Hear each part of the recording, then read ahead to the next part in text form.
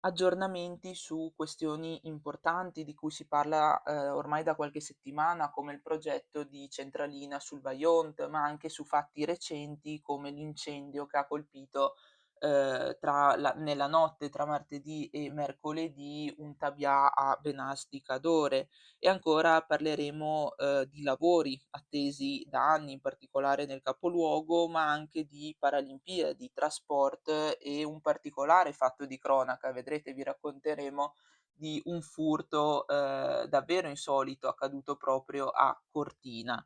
Sono veramente tanti i temi, presenti nei giornali di oggi e soprattutto sono molto diversi tra loro. Noi come sempre, facciamo in questo nostro spazio, che è la rassegna stampa mattutina a cura dei giornalisti dell'Amico del Popolo, ve li raccontiamo sfogliando assieme a voi, se ci state seguendo nella versione video, direttamente i 2 quotidiani della provincia, Gazzettino e Corriere delle Alpi. Ovviamente nei fascicoli nazionali, come è, naturale che sia, si parla tantissimo della guerra in Medio Oriente. Ecco, noi in questo spazio, proprio per scelta, diamo la priorità alle notizie che provengono dalla provincia di Belluno, quindi dai, nostri vari, comuni, dei nostri vari territori.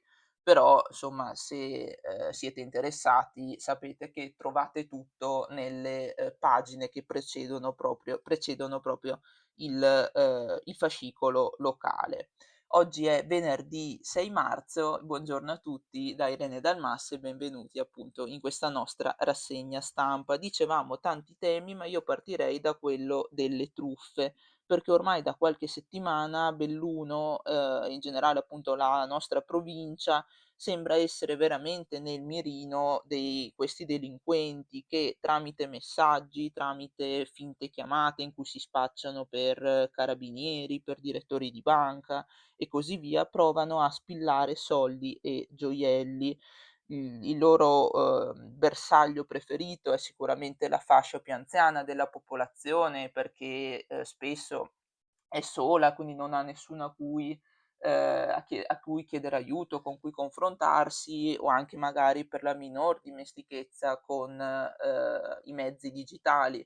Però ecco, non sono gli unici, perché ormai queste truffe stanno veramente, diventando così credibili, vedremo insomma, lo vedremo adesso assieme, le chiamate arrivano, addirittura proprio dal numero giusto della vostra banca, dalla caserma dei carabinieri, quindi ecco non ci sono più, i grossolani errori che c'erano una volta, che insomma stanno diventando veramente, credibili e rischiose per tutti noi.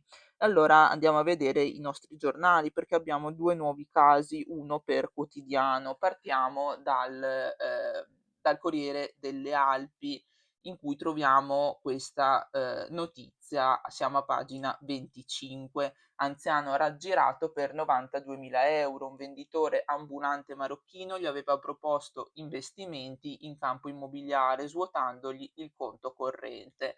Ecco, già dal, titolo e soprattutto dal sommario capite che in questo caso non si tratta del più classico delle truffe della più classica delle truffe, dei giorni d'oggi, quindi appunto quelle con le finte telefonate, ma di un caso diverso, però sempre una truffa. È un, fatto che è successo qualche tempo fa a Belluno e, infatti lo leggiamo assieme l'inserto di testo: "La vittima è deceduta, il reato di truffa è quasi prescritto, manca la sentenza". Però insomma, visto che potrebbe, ricapitare, leggiamo veramente velocemente qualche riga, così da capire a cosa stare attenti. Ambulante, falso amico, degli anziani, di nuovo in tribunale. Said Bunafà, accusato di truffa aggravata nei confronti di una persona avanti con gli anni, che nel frattempo è deceduta. Gli avrebbe sottratto qualcosa come 92.000 € per affari immobiliari in realtà inesistenti. Il marocchino di Ponte nelle Alpi si spacciava per un esperto di investimenti finanziari o per un imprenditore pronto a ristrutturare le case degli anziani a cui faceva visita. In alternativa, come in questo caso, proponeva acquisti di case o terreni, scrive Gigi Sosso. Ovviamente queste case, questi terreni non esistevano e i soldi finivano, dritti dritti appunto nelle tasche di questo truffatore. Abbiamo detto: troviamo 2 casi, 1 per quotidiano, allora andiamo nel Gazzettino e ci fermiamo direttamente in prima pagina, perché proprio la notizia di questa tentata truffa è stata scelta, come notizia principale del giorno. La vedete nel titolo più grande proprio in prima pagina. Poi ecco, se siete interessati a leggere, la notizia completa, basta che andiate a, pagina 7 e trovate appunto la pagina dedicata. Noi invece ci fermiamo qui in prima pagina e leggiamo semplicemente il lancio: telefonano utilizzando il numero clonato, come dicevamo prima, delle banche locali, chiedendo alla vittima di turno di scaricare un'app fasulla del proprio istituto di credito, attraverso la quale poi svuotano i conti. E in caso di resistenza, pensate, arriva la chiamata di un sedicente maresciallo dei carabinieri che, per essere più convincente, usa il numero, e di nuovo troviamo la parentesi con scritto clonato, del comando provinciale.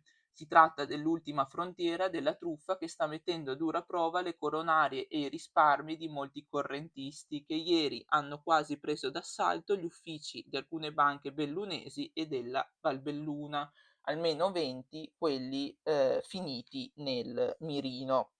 Insomma, per fortuna, sembra che non ci siano state, particolari truffe riuscite, però ecco, pensate, 20 persone ieri hanno ricevuto questi messaggi, o almeno questi sono quelli che si sono recati direttamente, agli uffici per chiedere conto di quanto accaduto.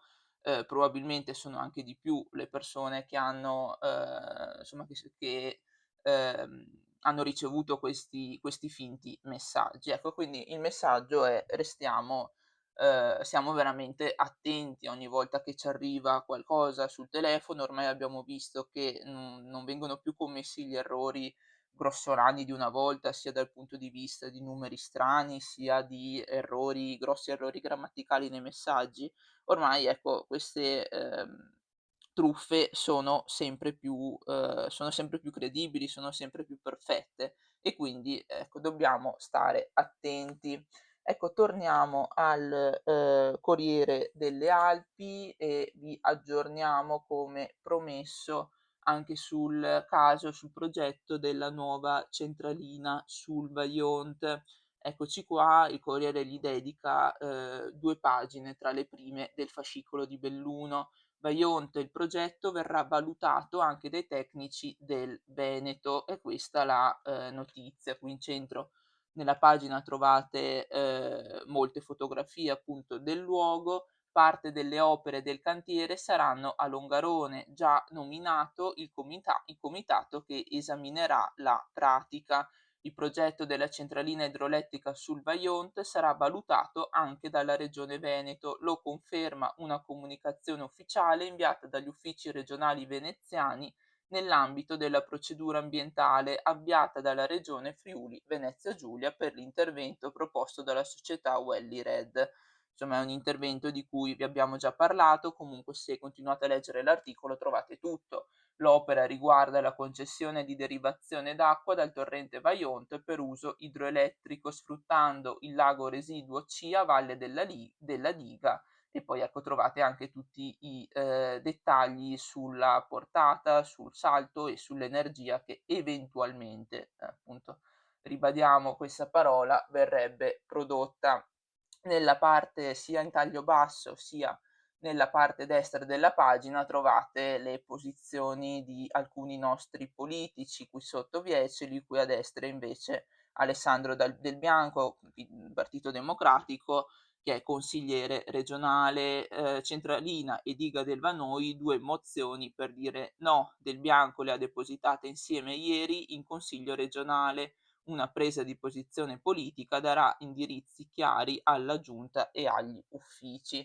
E quindi ecco, questa è la doppia pagina. Se torniamo indietro, proprio la prima pagina del fascicolo di Belluna è dedicata alle Paralimpiadi, o meglio a una conseguenza delle Paralimpiadi. Si parla sempre di Alemagna, di traffico, camion fuori dall'Alemagna di giorno, deroghe solo attraverso le categorie. Ecco, questa notizia, insomma, la lascio eventualmente leggere a voi. Io rimango sempre però sul tema Paralimpiadi e mi sposto nel, Gazzettino, dove all'evento vengono, dedicate 2 intere pagine.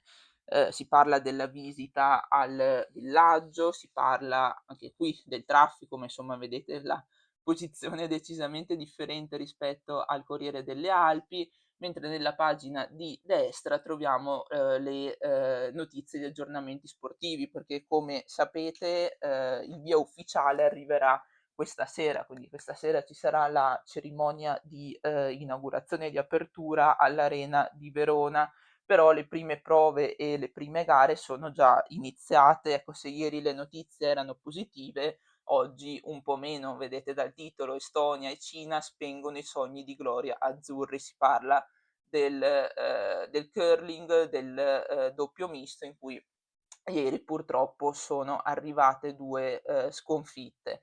Dicevamo prima, che oltre alle notizie sportive c'era anche un, fatto di cronaca sempre a Cortina molto particolare, in particolare appunto un furto insolito ed eccoci qua, torniamo indietro qualche pagina fino al, fascicolo nazionale, ci imbattiamo in queste 2 stone da curling ormai.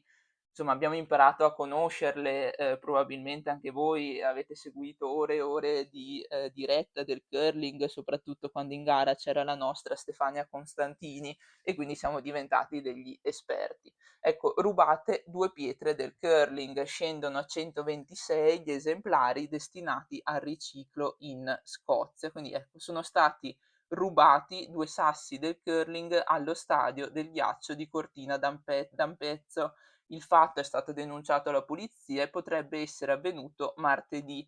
Le prime gare delle Paralimpiadi, valide per il doppio misto, si sono comunque svolte regolarmente grazie alla sostituzione degli strumenti mancanti con una coppia di riserva. Resta però il giallo sulla matrice dell'episodio e quindi insomma bisognerà capire se si tratta di una bravata, come era anche già successo sempre a Cortina nel villaggio con la, fiaccola olimpica che era sparita per un po', oppure insomma se quello che pesa sul furto è il valore di queste pietre, perché insomma, probabilmente ne avete sentito parlare, sono pietre particolari che vengono prodotte solamente in una piccola isola, scozzese ed hanno un certo valore. Bene, abbandoniamo un po' le notizie, di stampo generale ed entriamo, come promesso, nei territori, facciamo una carrellata di notizie dalle,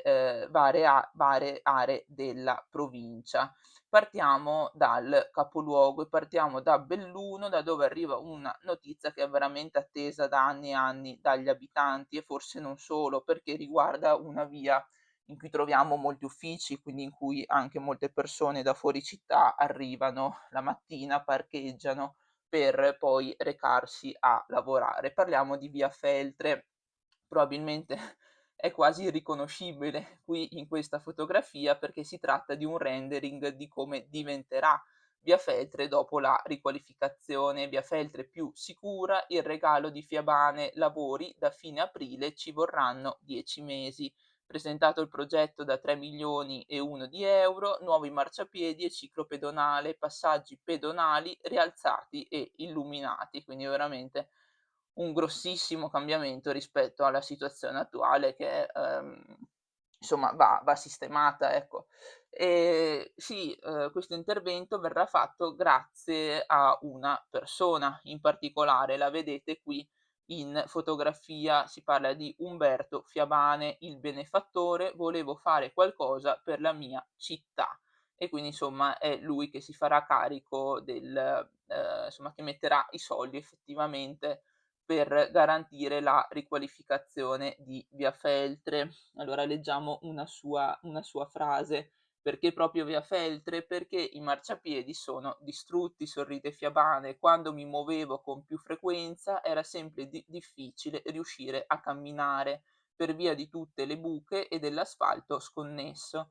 Ne ho parlato spesso con il vice sindaco Paolo Gamba, non sa quante volte mi sono lamentato per le condizioni di quei marciapiedi, ma Gamba mi rispondeva sempre che il comune non aveva i soldi necessari per sistemare tutta la strada. E allora c'ho pensato io, pensate insomma, ecco, fra qualche mese dovremmo assolutamente ringraziarlo perché è una via che percorriamo, tutti insomma e viene percorsa da tantissimi e insomma è in condizioni abbastanza pietose, quindi ecco speriamo che effettivamente fra qualche tempo potremo parlarvi di una via, rinata. Andiamo avanti con le zone, da via Feltre ci spostiamo invece a Feltre, dove sono stati annunciati gli ospiti della rassegna della maratona di lettura che animerà la fine di maggio e sono ospiti d'eccezione, lo leggete anche qui nel titolo del Corriere delle Alpi.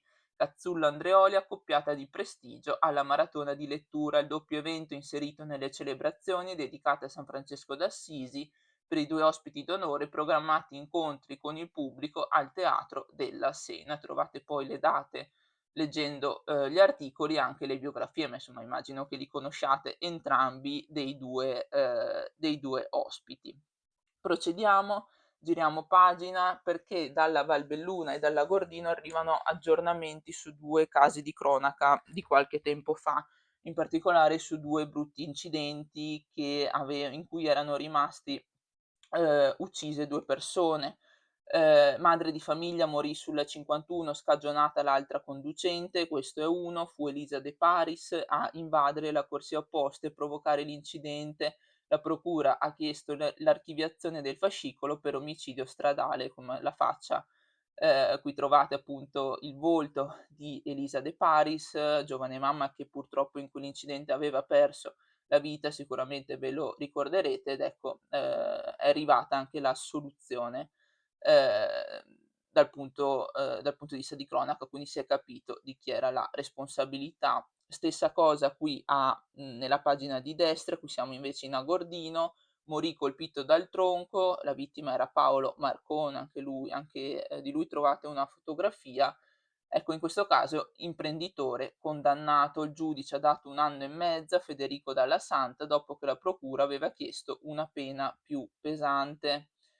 Questi ecco 2 aggiornamenti. Spostiamoci, chiudiamo ora la rassegna stampa con, 2 notizie velocemente da Cortina e dal Cadore, proprio leggiamo solo i titoli. A Cortina in Cadore arriva Trillo, servizio a chiamata al Bienestate, sarà messo a disposizione da Dolomiti Bus in via sperimentale grazie a un progetto europeo, quindi questa è la novità, si sperimenta questa modo di spostarsi anche nelle zone più alte della provincia.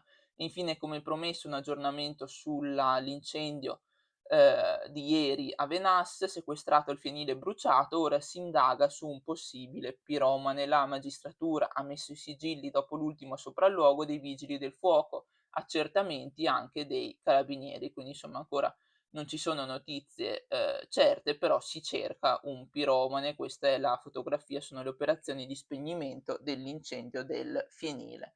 Con questa notizia chiudiamo la nostra carrellata, dai vari territori, chiudiamo anche la nostra rassegna stampa. Io come sempre vi ringrazio per averci seguito, per essere arrivati fin qua e vi auguro una buona giornata.